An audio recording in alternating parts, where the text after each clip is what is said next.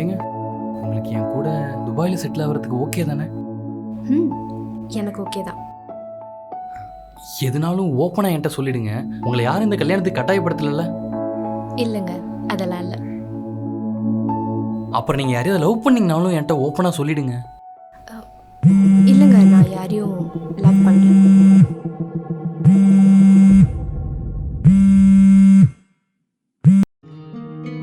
இது வரைக்கும் எனக்கு யாரையும் லவ் பண்ணலான்னு தோணல. ஏதாவது முக்கியமான கால் இருக்கும் போது அட்டன் பண்ணி பேசுங்க. இல்லை, அது ஸ்பேம் கால் தான். ஓ சரி. ஏங்க அப்போ நான் போய் பொண்ணுக்கும் என்ன பிடிச்சிருக்குன்னு சொல்லிட்டுமா? ம்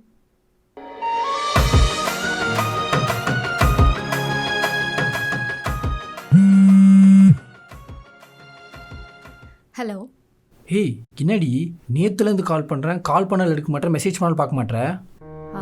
அது எங்கள் மாமா பொண்ணு பார்க்க வந்திருக்காங்க. நான் அவங்க வீட்டில் தான் இருக்கேன். இன்னைக்கு ஒரு நாள் தான், நாளைக்கு வந்துடுவேன். வந்ததும் கண்டிப்பாக மீட் பண்ணலாம்.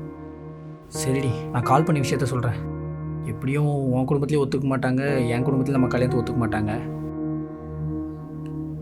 ஆமாம், ஆனால் கல்யாணம்னு ஒன்று பண்ணிக்கிட்டா அது உன்னை மட்டும்தான் Shawn.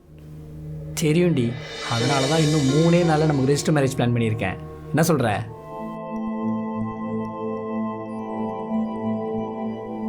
Hello hello Shaan. Hello hello.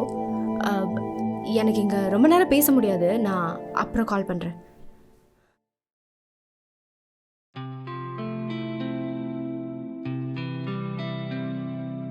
மச்சான், அண்ணா சுமிகிட்ட ரெஜிஸ்டர் மேரேஜ் பண்ணிக்கலான்னு சொல்கிறேன். ஒரு சந்தோஷமே பட மாட்டாடா. எனக்கு என்னமோ சும்மி உன்னை பேக்கப்பாக யூஸ் பண்ணுறான்னு நினைக்கிறேன்டா. பேக்கப்பா? மச்சான், இப்போ இருக்க பசங்க பொண்ணுங்க லவ் பண்ண யூஸ் பண்ண டெக்னிக் அது. லவ் பண்ணுவாங்க, ஆனால் அவங்கள விட பெட்டர் ஒருத்தன் கிடச்சா வச்சுக்கோங்க, அவங்க கூட போயிடுவாங்க. முன்னாடி இருக்கவங்கிட்ட சொல்லாமல் அவாய்ட் பண்ணிட்டே இருப்பாங்க. அதுதான் பேக்கப். டேய் அப்படிலாம் இருக்காதுடா. சரி, நீ இத்தனை வருஷமாக சும்மியை லவ் பண்ணுறல, அவள் என்னைக்காச்சு அவள் ஃப்ரெண்ட்ஸ் நம்பர் உங்ககிட்ட கொடுத்துருக்காளா? இல்லை. ஃப்ரெண்ட்ஸை இன்ட்ரோ பண்ணியிருக்காளா? இல்லைடா. ஃபேமிலியாச்சும் இன்ட்ரோ பண்ணியிருக்காளா?